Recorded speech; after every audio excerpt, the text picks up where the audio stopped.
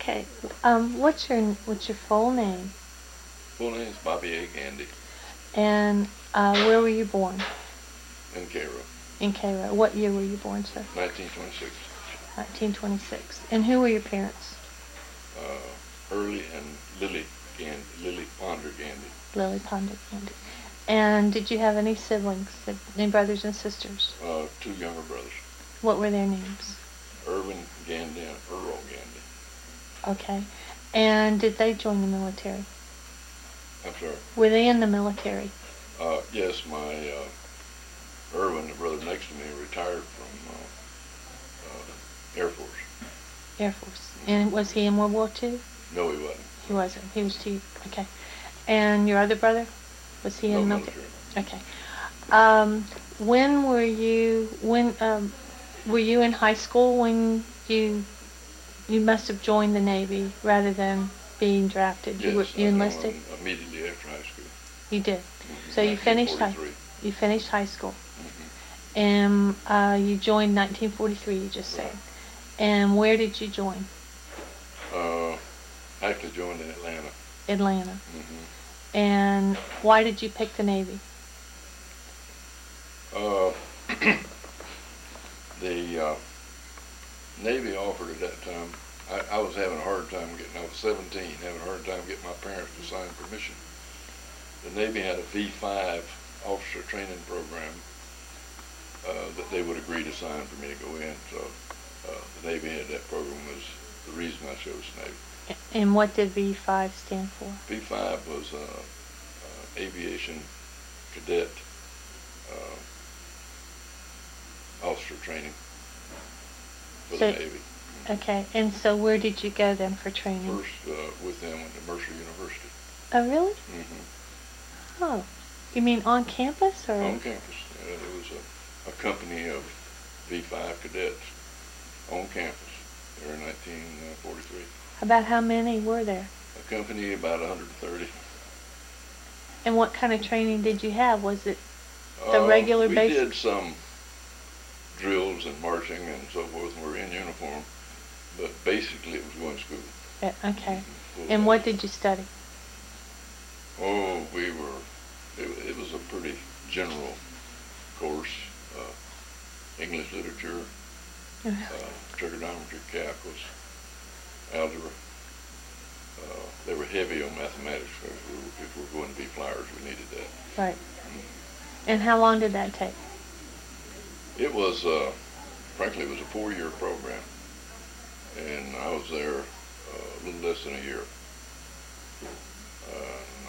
I was actually what you call a washout. Uh-huh. I couldn't. I said, we'll never win a war with me sitting in college, so we got to do something else. Right. And so I passed trig and algebra and history and failed a couple of easy subjects, and they pulled me out and sent me to boot camp at Great Lakes. Oh, okay. And how did your parents react to this now? Had a 4-week boot camp because we'd already been in the Navy for several months. And from there to Richmond, Virginia for diesel mechanic school. Mm-hmm. And from there to Quonset Point, Rhode Island, assigned to the Naval Construction Battalions. And from there to Port Hueneme, California for overseas training. And by overseas training, what do you mean? Climbing mountains and running 20 miles and all this Getting in good shape. stuff. Yeah, fitness more than anything. Okay. And from there, we formed up our battalions. I was in the 137th Naval Construction Battalion. And we had a twin, was 139th. It was a little bit of an experiment with the Navy. We were a transportation battalion. Uh-huh. We ran trucks. And we were in the Philippines for about a month. We never unloaded equipment. We were in the Philippines for about a month. And then in Okinawa on April 1, 1945. So you were at Okinawa? Mm-hmm. Okay. And we found our purpose was each of the battalions had about 300 trucks, and there were Canadian-built trucks called FWDs.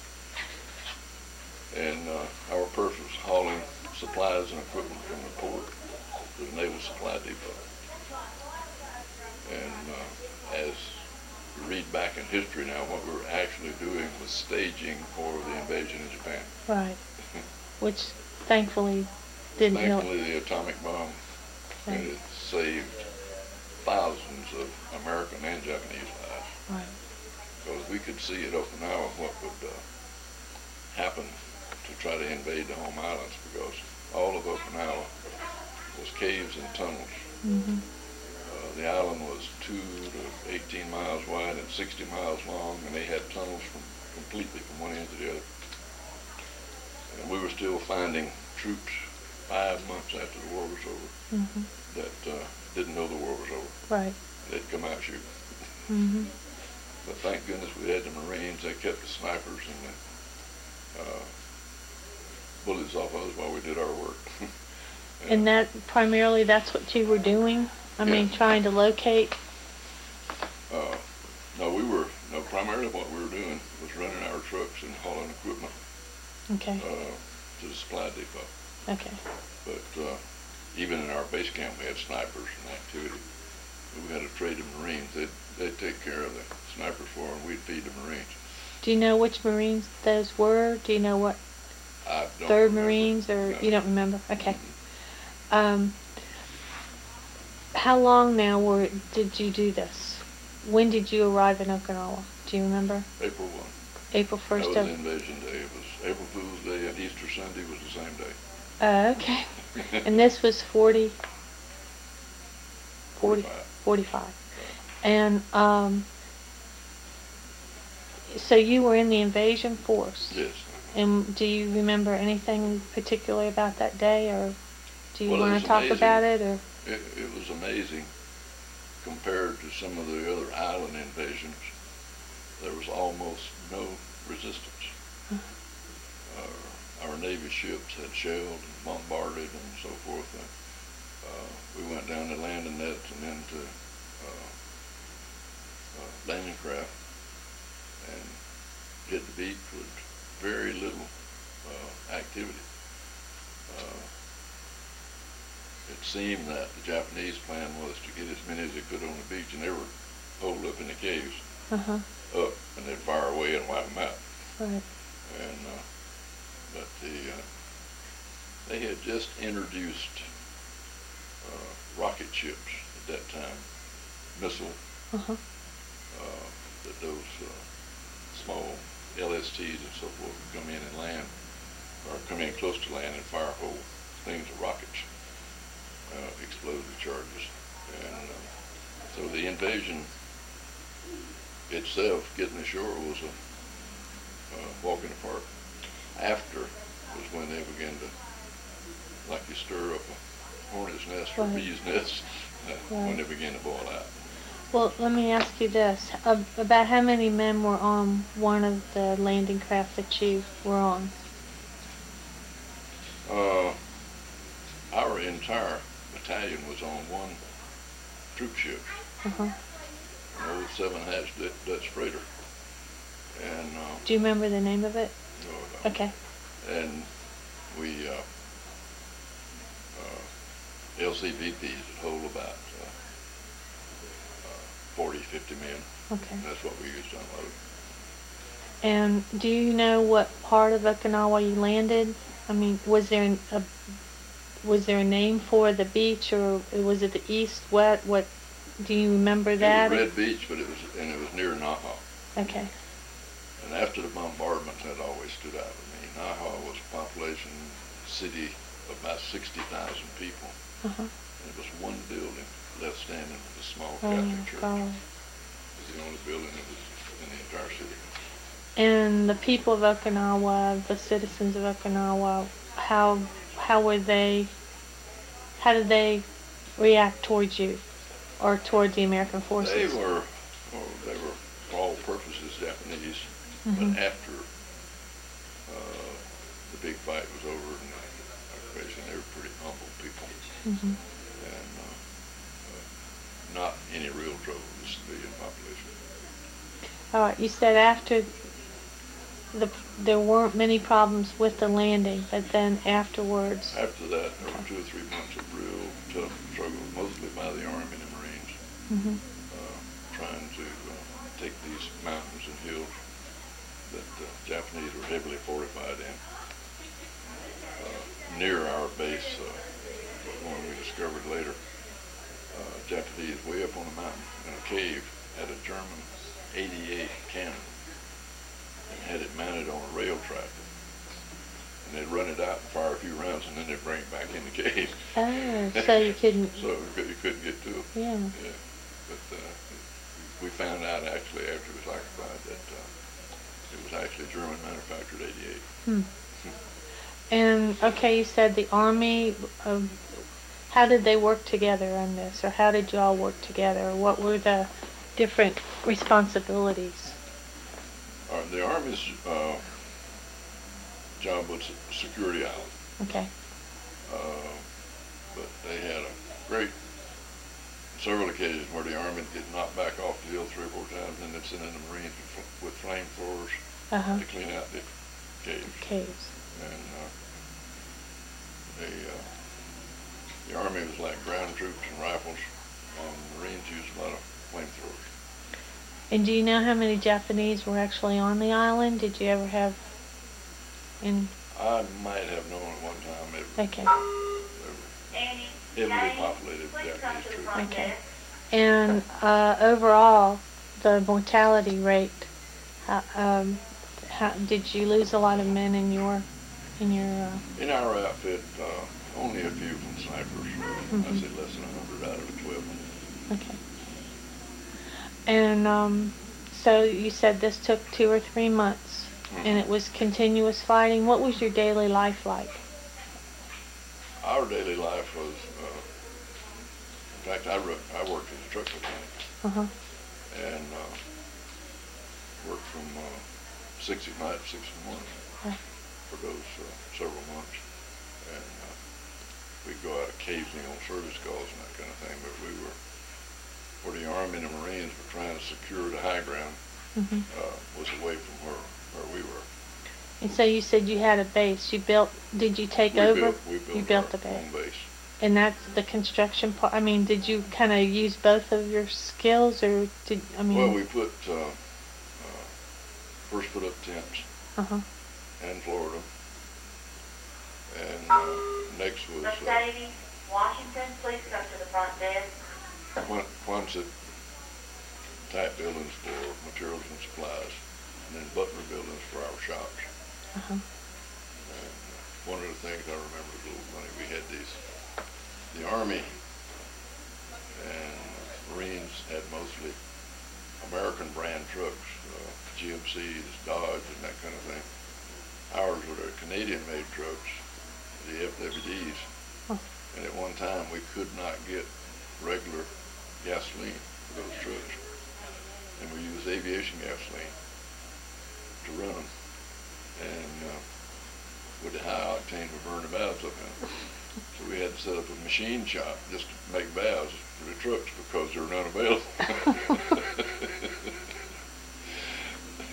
But you had Plan B anyhow, right? Oh, yes. Plan B, Plan C. So basically, were you ever bombed? I mean, was there much air attacks from the Japanese? We had a little bit of strafing, very little. Mm-hmm. What the Japanese were doing was the kamikazes after the ships Right. that were just off the island. They were stacked up ships to unload. Mm-hmm. And as I said, I read this recently where the Navy lost more ships to kamikaze at Okinawa than was lost at Pearl Harbor. Mm-hmm. And our most dangerous thing that happened to us there really was in October of '45 after the war was over. There was a typhoon there. Estimated winds 250 miles an hour. Our wind gauge broke at 220, Oh my God. and it took ocean-going ships 200 or 300 yards up on the beach. Mm-hmm. That was actually the most dangerous that we're in, I think. And do you remember when the war was? I mean, where you were actually on Okinawa then when the atomic bomb was dropped? Yes. Did you? How long did it take for you to know about it, or did you feel any effects of it, or anything at all? Uh, Very shortly. We knew about it, I'd say, within 2 or 3 days. Mm-hmm. And the second one we knew. The second one it went Nagasaki. We knew the next day. Mm-hmm. But And, did you see any fallout or anything at all? See, that always worried me, that you would be in. and we were, I guess, the closest troops to Japan itself. Uh-huh. Of course, that's why it's so important that they take that to have a staging area. Right. Another article I read recently, and this is unusual, and I can't even recall the magazine, but anyway, the name of the article was Divine Wind. And back about 1300, the Koreans had a big fleet invade Japan. A typhoon came and wiped out the fleet, and the invasion never took place. Uh-huh. Our invasion, as you find out today, was scheduled for September, October. And that's when the typhoon. And if had gone as scheduled, our invasion fleet would have been wiped out too. How interesting. Yeah. Scary. Japanese call it a divine wind. Yeah. Huh, that's very interesting, really. And that typhoon did come, and It did, in the same time frame Uh-huh. that was planned for the invasion. Huh. Of course, we didn't know then what Yeah. the invasion was planned for, but now it's public knowledge. And the Japanese didn't either. Right. Well, Luckily. sure Did you see the were you close to where the ship was, where they signed the treaty, or did you see any of that at all? That was a little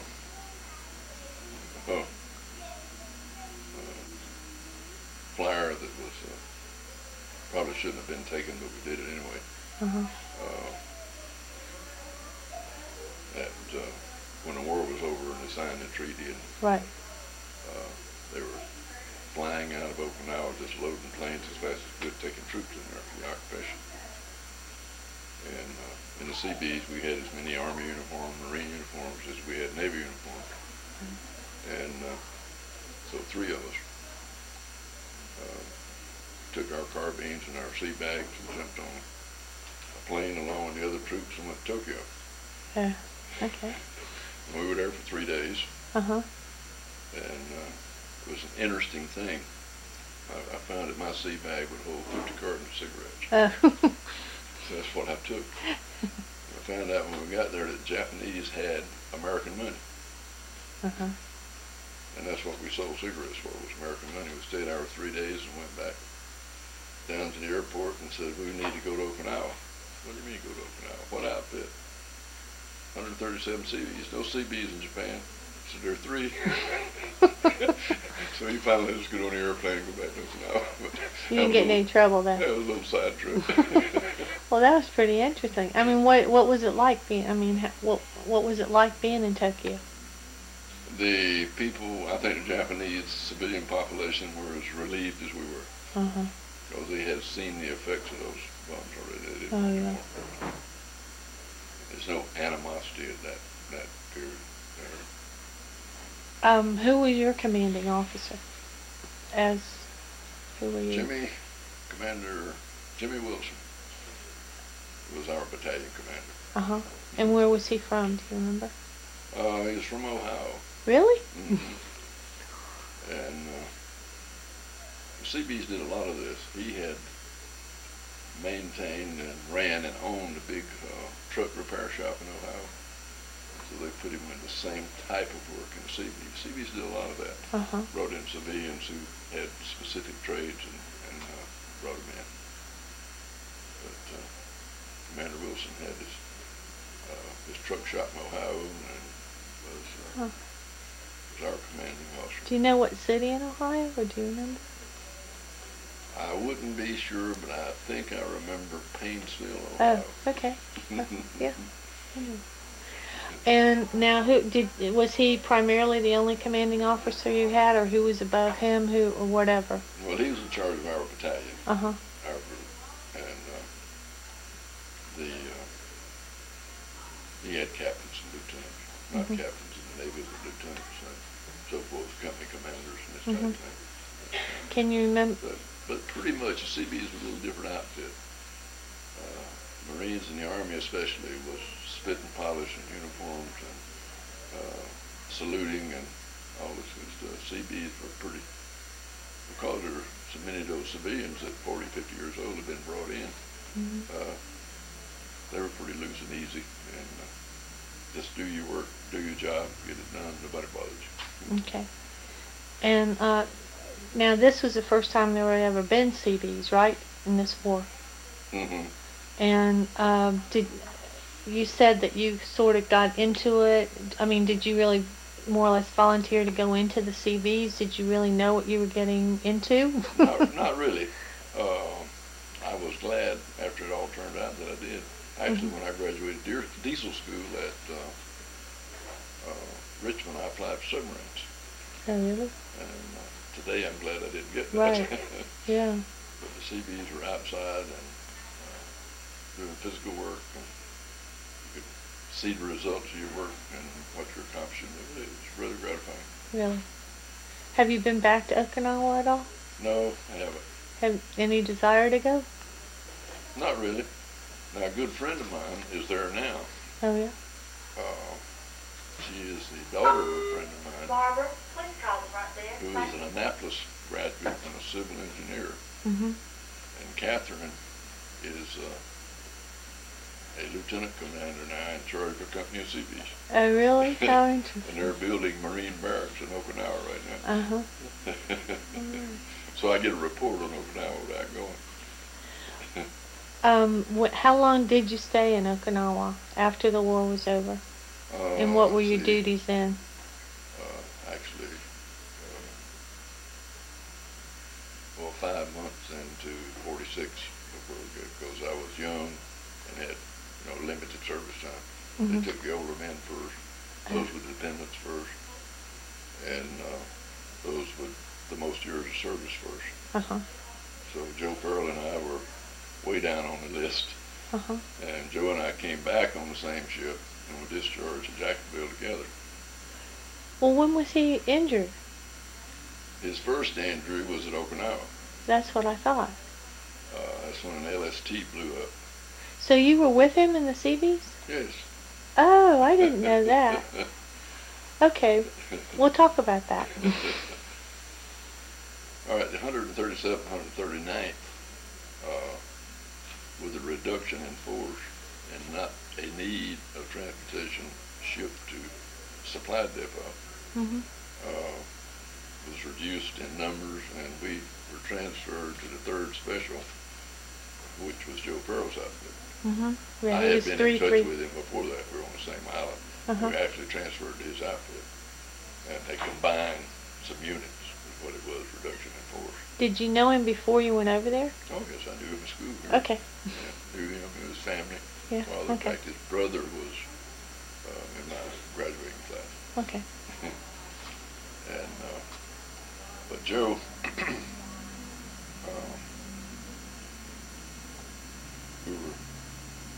some of our trucks were involved, but they were loading leftover explosives and ammunition, putting it on LSTs and taking it out in the ocean and dumping it. And his 3rd Special was a stevedore outfit. They loaded them on ships, and Mm-hmm. that's what they did. And Joe had been on the ship. He came out and was standing, the LST doors came down like that. The whole front opened up. Mm-hmm. Joe was standing in front of those doors that were open, and somebody kicked over something when the whole ship blew up. Oh, my And God. knocked him flat on his face. But it messed up the back of his neck and his head Uh-huh. from that explosive. It wasn't actually metal or anything went into shot, concussion. like a whiplash type Yeah. thing. And he never thought too much about it. And it was kind of, all of us by then were ready to go home. And we came home on the same ship. And I kid Joe about this today. For 19 days, we were on this troop ship coming to California. And every time Joe stood up, he was sick, seasick. Uh-huh.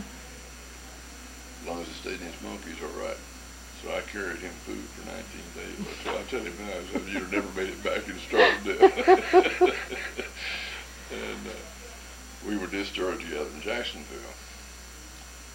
And came home, back to Cairo together. And but Joe was having a problem with that neck and head. Uh-huh. It goes back to the Navy and to the VA. And he said, your physical was fine, you signed off fine, and we don't have any obligation. Oh, really? Mm-hmm. So what Joe did, he went from one recruiting office to another recruiting office to another recruiting office. I think he went for 6 or 7. Till he found one in Tampa, Army recruiting office. He passed everything. They took him in. He said, okay, now you got me. Well, when did he hurt his legs? When did he hurt his legs? It could have been, and I'm not sure. He was a prisoner of war in Korea. Okay. It was. And I think he got some bayonet wounds there. Uh-huh. Yeah, he's carrying 6 Purple Hearts. And, 'Cause it was frostbite too, or? mm-hmm. Yeah. But he did 3 tours of Vietnam. And one of those times was an airborne unit. And Joe's my age. And I asked him, I said, how did you keep up with those kids? Well, they like 18, 20 years old, Yeah. paratroopers. Yeah. Joe said, it's easy. He said, I was the sergeant. And I jumped out, I held my hand up, and I was the point man. Everybody come to me. Oh. Somebody made him, I don't know if you've seen it, like a display I case. did. I got that. Beautiful, isn't it? It Really doesn't look. nice. Well, I hope it does. I hope it. I hope if they redid it, that will be okay. But I asked my students to make. Oh, you're involved in that? Yeah. It is really nice. Is it? Yeah, And he said. is very proud of it. Oh, good. I'm glad. Well, it might not be the same one. I mean, we got it for him, in November. Like a big picture It's frame real with the blue. huge. Uh-huh. Mm-hmm. Yeah. Oh, yeah, it's the same one. Okay. And well, good. I'm glad, 'cause he brought me his medals in a paper sack. Yeah. I said, no, we can't have this. Here's a couple Purple Hearts. I don't know. But the rest of the story on Joe, and he probably didn't tell you this. Well, he didn't talk much about World War II, except I thought he got his legs injured. No, that wasn't in World War II. Okay. That was after. Okay. But after he was discharged, he retired. Stayed total, I think, 23 years. Mhm. And with full disability, Mhm. and all the problems he had. He spent his entire time working for veterans, Mhm. getting people who had disabilities or were sick or needed care, even Korea and Vietnam kids who had drug problems, he'd get them in treatment, that kind of thing. He said, my country has been good to me, Mhm. and this is what I do to pay back. Mhm. And he did that for years. This friend of mine who we buried yesterday, And what was his name? Harvey Searcy, Okay. but Joe was instrumental in keeping him in Lake City Nursing Home Mhm. because they didn't want to take him Mhm. because his problem was not service connected. And they said, we're short of beds and not service connected, and we can't take him here. I think Joe knows everybody in our hospital by their first name. Mhm. And he prevailed and helped him to stay there. And his care, I will say that, was excellent. Good, kind, caring people, a good, clean facility, and they did a really good job about 2.5 years for him. Now, did he have any family? Yes, his wife lives here, a neighbor of mine. And in fact, a classmate of mine also, we graduated high school together. And two daughters. One lives in Asheville, North Carolina, and a daughter that lives in Orlando. And 5 grandchildren and 1 great-grandchild that all live away, either in Florida or in North Carolina. And you said that he had a military funeral in Tallahassee. Sure did. Could you tell a little bit about it, maybe? Because you had talked about it earlier. Harvey was a fairly short time on active duty. I think about 2.5 years, but he did end up under fire in France. He was in the Army? What's known as the Battle of the Bulge in the Army, right? And a cold, bitter winter. Do you know what unit or what division he was with? I don't know the number, but it's called the Rainbow Division. Okay. Because he used to go to their annual conventions and tell me about going. So he stayed in contact. He was fascinated with the military and the uniforms and the discipline and so forth. So he stayed in the reserves for 20-odd years after he was discharged from the Army and retired a few years ago as a warrant officer in the reserve, and did his active duty every summer and that type of thing. He was somewhat of a missile expert. We had known them here and we knew them in Tallahassee. We ended up in South Florida, and he took a civil service job working with the missiles in South Florida and Key West and Homestead and so forth during the Cuban Missile Crisis. So he and his family moved to South Florida and were down there for several years, and we had some contact with him during that time. And because of his expertise, when he retired civil service, he went to work for Raytheon, who makes missiles. And he went to Saudi Arabia, Kuwait, and to Germany, assisting in the installation of these missiles. And he did, I guess, must have been about 10 years with Raytheon. Made his final retirement and came back to Cairo.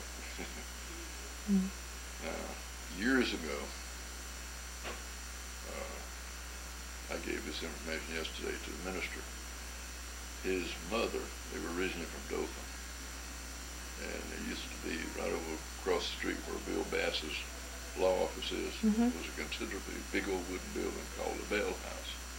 It was a boarding house. And Harvey's mother came here to run that facility. Met a widower up here named Judge Vandesey and married him, and Harvey stayed and did his last 3 years of school here at Cairo High, graduated Cairo High in 44. And then he joined, was he drafted then, or? No, he joined. He joined the Army. He like me, couldn't wait to get in. Okay. I think most of the men around here were that way. It seemed to be. Yeah. Are there any other men that you know about? I mean, since you graduated from high school here, I'm having a lot of trouble finding information about men who were killed in action. Are there any that you particularly remember that maybe you could give me some information about? Did you know Norman Walsh? Yes, I did. Could you give me any? He was a naval navigator. And he was killed where? Do you know? In the Pacific, I can't tell you where. Yeah. So he was a pilot? Yes, he was a pilot. And was he an officer then? Yes, he was. Did he graduated from high school, and then do you know what his career involved, or? I believe that he was in college at the time that he entered service. Norman was 2, 3, 4 years older than me. And I'm pretty sure that he was in college, went into the Navy, and I remember he did his flight training at Pensacola, and was on a carrier. Oh, he was on a carrier. You don't remember which one? I can't tell you. Okay. But, no, other than the list at the courthouse. The killed in action, I'm not too familiar with. I had a gap in here when 1956 we moved away from here, Mhm. and we were away for 35 years and came back in Mhm. 90. So I Mhm. missed a generation. Yeah. Well, I I know. was just trying to think of somebody around here who Well, was here that entire time and knew about people. well, Bill Bishop, even though he wasn't from Cairo at that time, when he was in the 82nd Airborne, he was with Tom White. Did you know Tom White? When White or white? Wight. Yeah, white. Uh-huh. Just barely. Okay. Not close. Yeah. But he was with him apparently when he died. It was kind of an unusual thing. Not this week, but last week when I visited Joe Merrill. Uh-huh. I try to do that every week. Mm. And a gentleman came in. I don't know if you run into him or not. Fred Gladstone. Mm-mm. Fred was in the 82nd Airborne. Oh, really? Uh, He's from Cairo? no, he lives in Augusta. He used to be a minister in Cairo, and he's still a minister. But he and Bill have got together. They never knew each other in service, but they jumped in France the same day with the same outfit. Oh, really? Golly.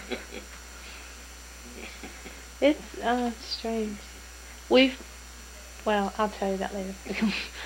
um, oh, yeah, and I see what is her name? And her husband was killed. And I think she's in the Golden K. Her husband was killed in France. And where my uncle was buried, her husband is buried there. Is that right? Yeah, and we just found this out. Mm-hmm. My mom was talking to her and she mentioned it. I'm are there any people particularly that you remember that you served with? Names of people, and have you kept in contact? Do you go to the reunions? Do you have reunions? I haven't been to the reunions any at all. I talked to, last week after I visited Joe, I called a friend that was always in the third special with Joe. Uh-huh. Is retired from AT&T and lives up in Tennessee now, Tom Estes. Uh-huh. And Tom came home the same time that we did. And I told him just give him progress. He and Joe have stayed in touch over the years. Uh-huh. And I told him to give him a progress report on Joe. Mm-hmm.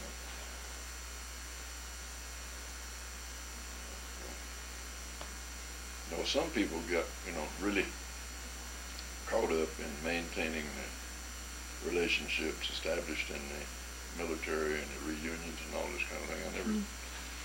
I never did. I didn't have time. Well, and some didn't for a long time, and as later were interested in it. And so I went to my uncle's as first time. I went in September. I took my mom. Well, anyhow. Well, did you interview Marvin Bishop? Marvin Bishop. Let me. He lives near him. Mm-hmm. I'm gonna ask Billy to check with him and see what he can turn him down.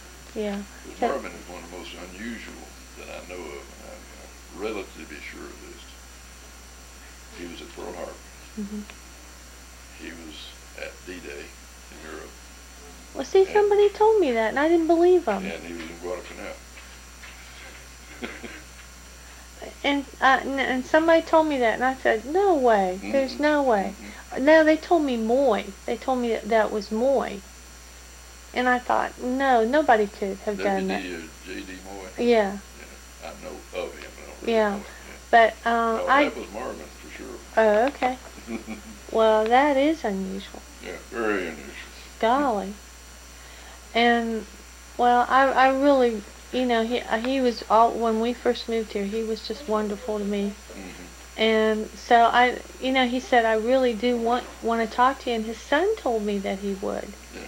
So maybe I just need to go out there and knock on the door or something and say, hey, I'm here. Let me talk to Billy. Billy lives near him down there. Okay. And let him ask Marvin if he's interested in doing it and what would be a convenient time, and then we'll let y'all work from there. Yeah. That's so much there. It's too bad to be lost. Oh, yeah. And he's such a sweet man, Oh, too. yes. I like him.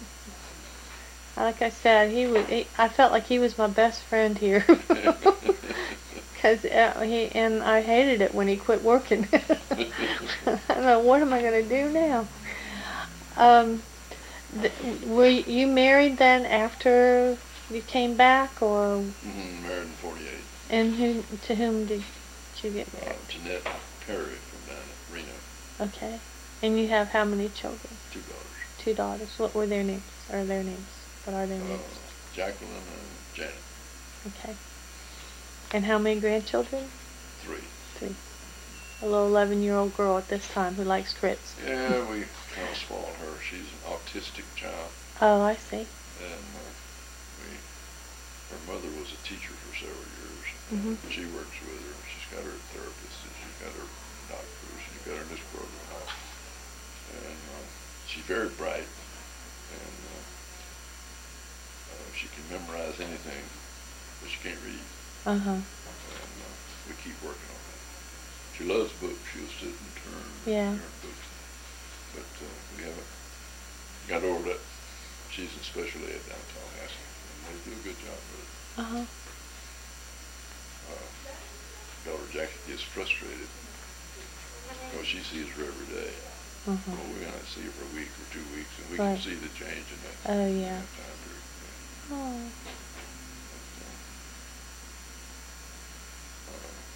You've probably heard of Heather Grandin, who's autistic, and she's written a couple of books. Oh, yeah. They had recently had her a segment on one of the news programs. Yeah, somebody told me they did. Mm-hmm. I didn't They see sure it. did. Her books are very good, and it gives you some encouragement. And because your biggest hope with a child like that they'll be able to function in a normal society. Mm-hmm. And but Heather designs humane cattle chutes. That's her last work. How? Does all over the country. Designs them in such a way that the cattle don't get upset and fighting and so forth, to move them through pens and auction houses, and even in slaughterhouses. Design it so they don't have to fight with them going through. And she does that all over the country. Huh. How interesting. But from reading her book, she's not very sociable. Yeah. Interviews are hard to get with her. Right. And but we've read 2 of her books, and I think that's all she's good at. But she has some encouraging insights, and Right. we hope we can work for Amanda. Right. Oh, yeah. Is there anything else that you'd like to share that I didn't ask? Except to congratulate you on the great work you're doing. I'm Well, sure you didn't realize I really wish how I big could. it was when you started. I wish I could do this all the time. I just, just sit down and get it done. But now I want to make sure when I put your web page, okay, I would put your name and your rank. Your rank would be what when you? Motor Mac first. Okay. And MOM1. okay, and that I would put you CB, Naval Construction Battalion. Naval Construction Battalion. Short to CB. Okay, and any number? 137 Battalion. Okay, yeah, that's right. You said your sister. I remember that now. Okay, and then I'll go through and put where you have been, where you went to basic, and just kind of go through it. Are there any medals that you received that? Not of any big consequence. You were never the normal wounded? Pacific Theater and Okay. that type of thing. And you weren't wounded? Okay. Is there anything else you'd like? I mean, you ran into Joe Farrell on Okinawa. Had you seen him before? When you were anywhere while you were in the service before? No. Okay. Never had.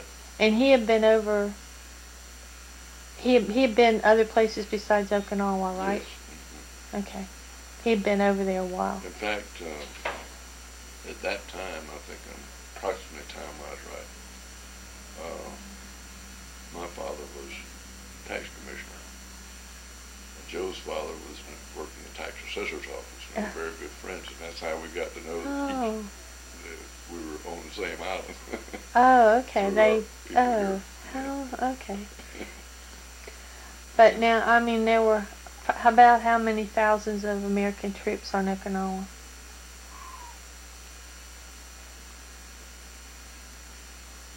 I would take a wild guess and say probably 250, 300,000 at least. And even when you were there, I mean, did you were you able? I know you were on your base, but did you leave that? Like he must have come and located you, or did you locate each other, or Oh yeah, we so you could travel had a little move safely? around on the island. Yeah. Okay. Kind of an unusual thing. It doesn't directly relate to this, but I think it was probably 12 years ago. We were on a tour, a group thing. It started out there was after a convention in Hawaii, and it was an after convention tour. Started out it was going to be 30 or 40 people, but it ended up it was 12, 6 couples, and we did Australia, New Zealand in 3 weeks. You did? And we were sitting in. I want to do that. It's great. We were sitting in Sydney on Easter Sunday morning, Uh-huh. and had breakfast, and the whole place, they over there, Easter is a major holiday. Nothing happens Saturday, Sunday, or Monday. I mean, Oh, they really? close down everything. Huh. And we were in a hotel there, and we were all at breakfast and got to talking. 5 out of the 6 men that were at that table, one was from Portland, Oregon, and one from Indiana, and I was at that time from Florida, scattered off, but 5 of us had been in Okinawa on April 1st. Oh, On really? Easter Sunday. Yeah. Huh, yeah. Golly. Army, Navy, Marine, Uh-huh. all mixed up, but it's just unusual. Out of 6 men there, 5 of us had been on that island on that day. Mm. So many. But when you take that tour, spend more time in New Zealand than you do in Australia. It's great. If our exchange student program was big enough, there would never be another war. Yeah. Really. It's understanding between people. Really. It is. It's so important. We have quite a few each year now at the high school, but they're primarily from Germany. I had a boy last semester when we were doing this project. He was the one who introduced Joe Farrell at the banquet. Oh, was he? Uh-huh. Yeah. He's from Germany. Hello.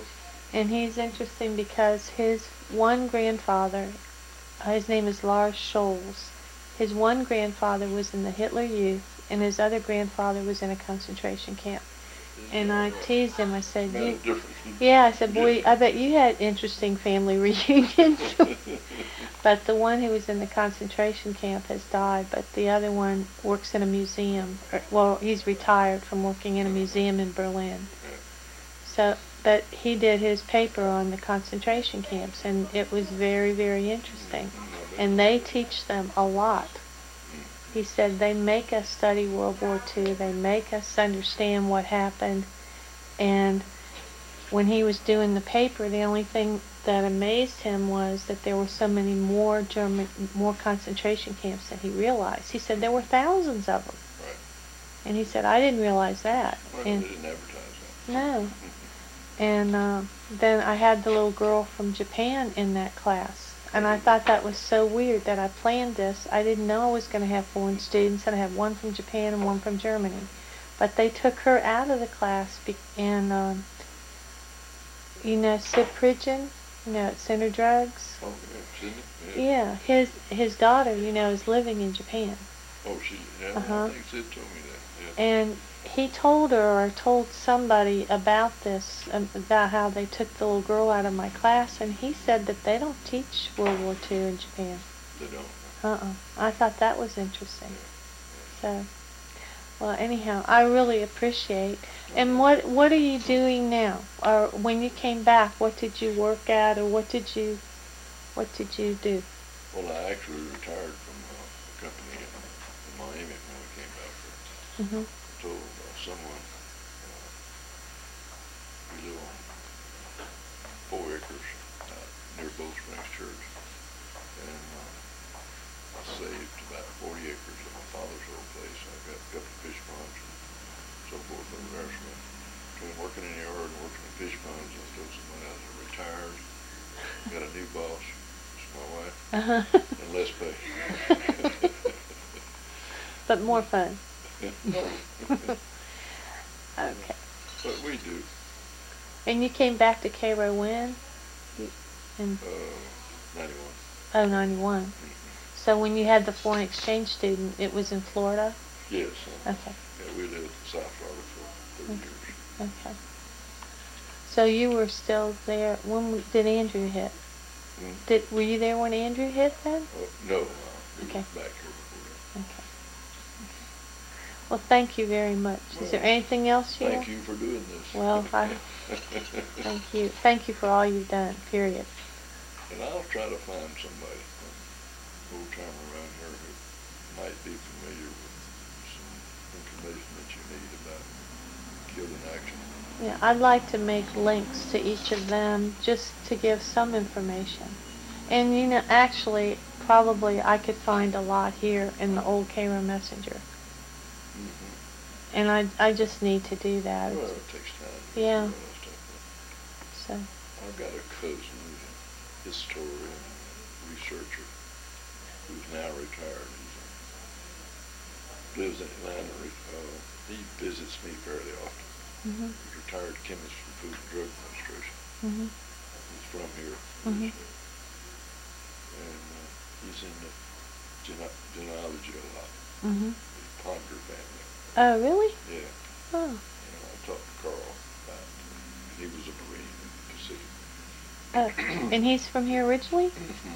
See, I don't have any Marines. I need to talk to some Marines. Okay. So, The next time Carl's, I usually know a week or so before he's coming down. He'll come down and stay a few days with us. And, okay. next month he's about due. Okay, good. They go down and visit some of his wife's people down in Florida, and then they stop back with us for a few days. Okay. And so I'll get in touch with you when he's going to be here. I really. Find him interesting. Yeah. Oh, I'd really And he appreciate could fill us in on some people too. Okay. Yeah. I And he appreciate took it. advantage of GI Bill, went to Emory University, got his degree in chemistry. Good. And it's kind of funny, he's got 3 sons now who are chemists with 2 different drug companies. Oh, really? One went right in his shoes. Yeah. How about that? Well, that's a good thing to get into. My son wants to go to Emory. Mm-hmm. It's good school. And they've got a good debate team. They were first in the nation this year, and Georgia was second. So we've got the best debate teams, and then West Georgia was, I think, 5th or something like that. So, anyhow, that's what we're looking at. Thank you so much. Okay. Do you need any more, or how many CB emblems? I'll have to wait and see how many CBs I have. Let me know.